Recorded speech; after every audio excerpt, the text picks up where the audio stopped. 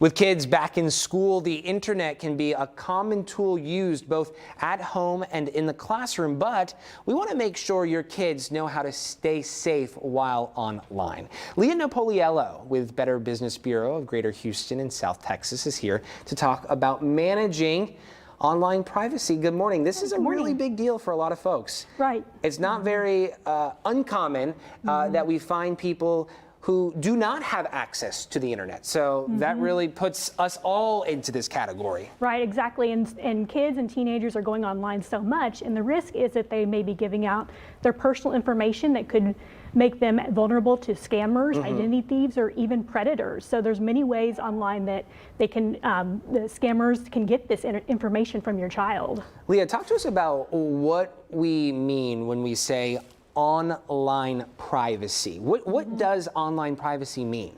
So it is important, you know, like certain apps will actually collect information, like it could be your personal information on your child. So it's something that's actually illegal if they're collecting that information for a child under the age of 13.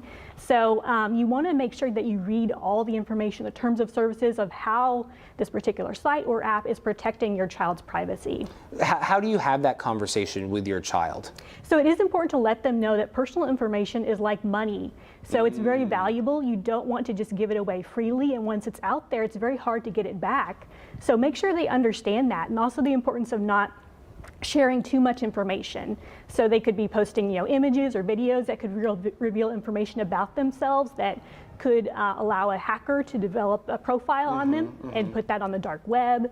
Or they could be oversharing, putting up information that's very controversial that could hurt them years to come as they're looking for a career or applying for colleges. And obviously this applies to a lot of children, especially in that teen age when they have access to their own devices and they know how to download different apps. But the lesson here also is for parents, because a lot of times, you know, when we're talking about kids and their behaviors online, some of these kids are just that. They're kids. So they don't know or they don't know how to download these apps. So really the education also falls back on the parent. Right, exactly. The parent needs to work with the child and educate them on the risks that are out there.